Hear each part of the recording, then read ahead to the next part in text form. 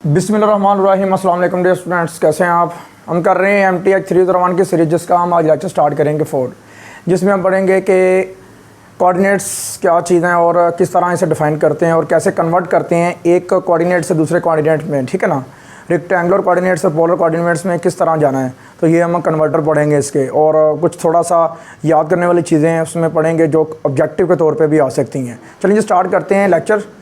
अगर आप हमारे चैनल पर न्यू है, सबसे पहले हमारे चैनल को सब्सक्राइब कर लेना और बेल आइकन का बटन लाजमी प्रेस करना और दोस्तों के ज़्यादा से ज़्यादा ग्रुप्स में शेयर किया करें। चलें जी, लेक्चर स्टार्ट करते हैं। पोलर कोऑर्डिनेट्स जो अगर हम बात करें तो सबसे पहले हमें पता होना चाहिए रेक्टेंगुलर कोऑर्डिनेट्स क्या चीज़ हैं। एक्स कॉमा वाई या जी अगर आ जाता है एक्स वाई प्लेन के अंदर, वो होती हैं आपके पास रेक्टेंगुलर एक्स वाई प्लेन, ठीक है ना। तो इसी तरह अगर हम कन्वर्ट कर देते हैं आर थीटा में, एक्स जगह पे आर आ जाता है और वाई की जगह पे थीटा लगा देते हैं, तो आपके पास जो कन्वर्टर अब यूज़ हुआ है ना, वो आपने बेसिकली इसमें डिटेल से पढ़ना है। और अगर मैं वैसे ही बता रहा हूँ आपको कि एक्स जगह पे आर और वाई की जगह पे थीटा लगा देंगे तो पोलर कोऑर्डिनेट्स में चले जाएंगे। तो देखो ज़रा मैंने क्या किया है, एक मैंने अपने पास से एक सर्कल के अंदर से एक रेडियस लिया आर और उसका मैंने ओरिजिन के साथ मिला दिया पॉइंट, और दोनों मिलेंगे तो वहाँ पे एक एंगल बनेगा, उसके मैंने थीटा कह दिया। और ये मैंने जो रेडियस आर लिया, ये आर और ये थीटा दोनों मिलके क्या बनाएंगे, पोलर कोऑर्डिनेट एक पॉइंट पे, ठीक है ना। और इसे कहते हैं रेडियस, और ये होगा आपके पास इनिशियल रे ये वाली, ठीक है ना, और ये पोल होगा। समझ लग रही बात की। इसी तरह ही मैंने क्या किया, एक सर्कल लिया, सर्कल के अंदर के एक ट्राइंगल ड्रा की है, एक्स एक्सिस पे एक्स लिख लिया और वाई एक्सिस पे वाई। और ये देखो एक एंड से सेंटर तक का फासला जो होता है वो आपके पास रेडियस होता है, रदास होता है, और दोनों जहाँ पे मिलते हैं पॉइंट वो आपके पास है पॉइंट आर कॉमा थीटा होता है, ठीक है ना। समझ लग रही बात की। इसी तरह मैंने थोड़ा सा डिटेल करके डिटेल में ये भी लिखा है कि ये rectangular coordinates equal to polar coordinate कब होंगे, जब आप एक्स एक्सिस पे आप एक्स लेने जाओगे और वाई एक्सिस पे वाई, और एक एंड से दूसरे एंड तक का फासला जो ना, इसी को मैंने निकाल के लिखा आर। तो ये आपने ध्यान से करना है। इसे आप देखते हैं।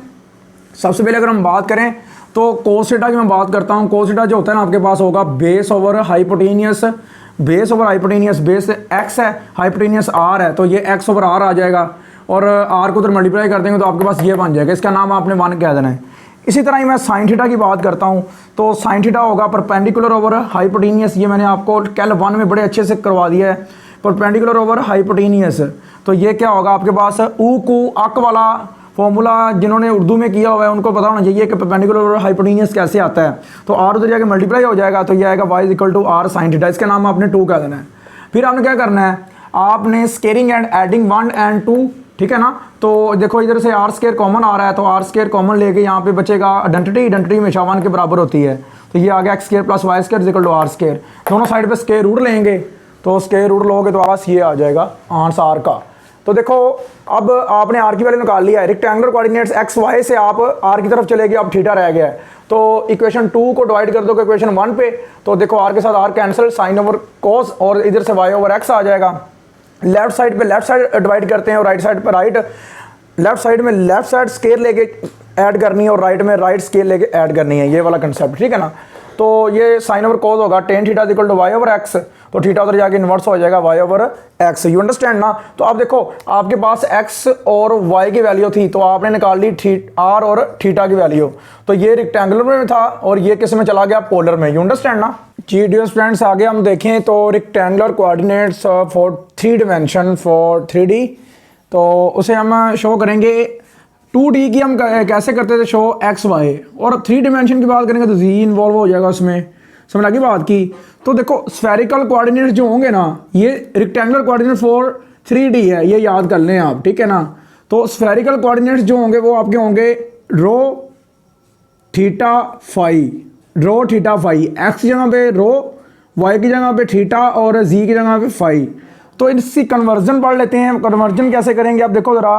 रेक्टेंगुलर कोऑर्डिनेट्स होते हैं X Y Z, so spherical में जाने के लिए क्या करना पड़ेगा, R theta Z, R theta Z. Spherical coordinates होंगे आर थीटा जी और रेक्टेंगुलर कोऑर्डिनेट्स होंगे एक्स वाई जी। समझ लगी बात की। तो एक्स किसके बराबर होगा, X equal to R cos theta और Y equal to are sine theta. ये पेपर में आ चुका है। एक्स वाई जी किसके बराबर होगा, जी इज इक्वल टू जी। तो मैंने ये पीछे आपको करवा दिया कि आपने यहाँ से आर की वैल्यू निकालनी है, कैसे इन दोनों का स्केल लेके दोनों को ऐड कर लेना है, फिर दोनों ऑन बोथ साइड आपने स्केयर रूट ले लेना है, फिर आपने दोनों को डिवाइड कर देना है, यहाँ से थीटा की वैल्यू निकल आएगी और जी इक्वल टू जी आएगा। ओके, ये हो गया ना क्लियर। आगे चलते हैं सिलेंड्रिकल कोऑर्डिनेट से आपने जाना है स्फेरिकल कोऑर्डिनेट में। तो सिलेंड्रिकल कोऑर्डिनेट्स होगा रो थीटा फाई, ठीक है। स्फेरिकल कोऑर्डिनेट्स होगा आर थीटा जी। ये पेपर में पूछ सकता है, ऑब्जेक्टिव के तौर पे आया भी हुआ है, पूछा भी हुआ उसने।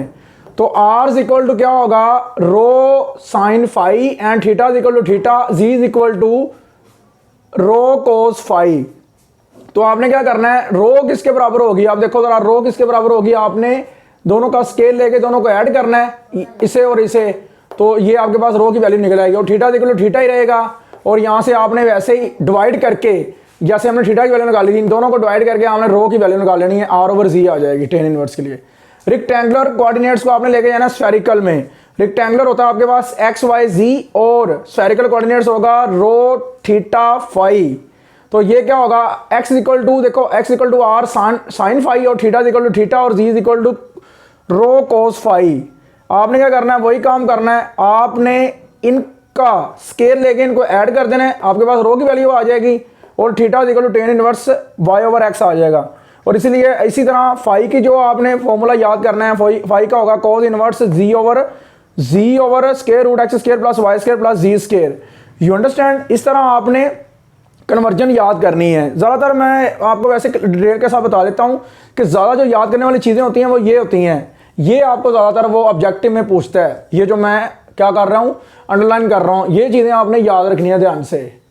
और कभी कभार वो ये भी पूछ लेता है, ठीक है ना, ये भी पूछ लेता है सिंपल, ये चीज़ें भी। तो ये मैं जो अंडरलाइन कर रहा हूँ वो ये चीज़ें आपने ज़्यादा याद करनी है, जो मैं सर्कल कर रहा हूँ, ये लें, ठीक है ना, समझ लगी बात की। बाकी इतना ज़्यादा मसला नहीं है इसमें। बाकी ये तीन चीज़ें मैंने सर्कल की है ना, ये आपने ध्यान से कर लेनी है, ये पेपर में पूछी जा चुकी हैं और पूछ भी सकता है आपको। उसके बाद है कांस्टेंट सर्फेसिस। कांस्टेंट सर्फेसिस क्या होगा, x equal to x nought any number 1 2 3 4 5, y is equal to y nought, z is equal to z nought. ये नोट जो है ना, जी वाई नोट और जी नोट, ये एनी नंबर्स है। Theta is equal to theta nought any number है, फिर phi is equal to phi nought any number है, और rho equal to rho nought, ये भी कोई यानी नंबर है, and r equal to r nought, ये भी कोई यानी नंबर है। अगर तो नंबर फिक्स आ जाता है, इसे कहते हैं कांस्टेंट सर्फेसिस। नंबर फिक्स आता है, जैसे देखो थीटा इक्वल टू 2 आ गया, 20 आ गया, 2 लगा लें, फिर यहाँ लगाएं रो इक्वल टू 10 आ गया। तो ये कोई नंबर आएगा तो समझ लें कि यहाँ पे ये जो आपको पास रिप्रेजेंट कर रही हैं, ये कांस्टेंट सर्फेसिस के लिए रिप्रेजेंट हो रही हैं। पेपर में वैसे उसने ये दिया हुआ था कि ये बताएं ये क्या डिनोट कर रही हैं, तो ये डिनोट कर रही हैं कांस्टेंट सर्फेसिस को, ठीक है ना। कांस्टेंट सर्फेसिस एक जगह पे फिक्स हो जाती है, आगे पीछे नहीं होती बस। तो नेचुरल डोमेन हम देख लेते हैं। नेचुरल डोमेन ये मेगा है, या इसे डब्ल्यू कहते हैं। Omega equal to square root minus x square का स्क्वायर रूट है। इसके ऊपर मैंने डोमेन और रेंज के ऊपर थोड़ा सा मैंने वीडियो डिटेल के साथ बनाई हुई है, आप जो ना चैनल को विजिट करेंगे ना आपको पता चल जाएगा। तो डोमेन और रेंज की क्या मतलब कि मैंने कंसेप्ट देना है, ये देखना है, पुट करना है आपने y square minus x square greater than equal to 0। तो आपने क्या करना है, इधर जाके इधर प्लस कर देना है। अब देखो स्क्वायर रूट के अंदर कभी भी कम्प्लेक्स नंबर नहीं बनता, 0 या 0 से बड़े नंबर होते हैं, 0 या 0 से बड़े नंबर होते हैं। यहाँ पे नेगेटिव नंबर नहीं आएगा, इसलिए ग्रेटर देन इक्वल टू 0 इसे पुट कर देना है, ये तो चला जाएगा। अब देखो डोमेन क्या होगी, 0 शामिल होगा, 0 भी आ सकता है, और 0 से बड़े प्लस इन्फिनिटी। तो ये एक ओपन इंटरवल में आपने प्लस इन्फिनिटी कैल 1 में मैंने ये बड़ा आपको डिटेल के साथ बताया है। रेंज भी सेम यही होगी, इसकी रेंज 0 आएगा या 0 से बड़े नंबर आएंगे। अब एक और फंक्शन है omega equal to 1 over x y. तो बटे के नीचे कभी भी 0 नहीं होगा, डोमेन इसकी क्या होगी, 0 के अलावा बाकी सारे नंबर होंगे रियल लाइन के ऊपर। तो आर में से आपने 0 निकाल देना, ये इसकी डोमेन होगी। रेंज की अगर बात करें तो रेंज भी इसकी यही होगी। आई होप आपको लेक्चर की समय लगी होगी, बिल्कुल शॉर्ट सा लेक्चर था आपके लिए, मैंने बड़ा तैयार किया था। तो ये आपने अच्छे से इसके कोऑर्डिनेट्स, रेक्टेंगुलर, स्फेरिकल और सिलेंड्रिकल सारे के सारे और नेचुरल डोमेन अच्छे से ये चीज़ें कर लेनी है। जो चीज़ें मैंने सर्कल की हैं वो चीज़ें आपने ध्यान से करनी है और अच्छे से तैयारी करें। दुआओं में याद रखें। अल्लाह हाफिज़।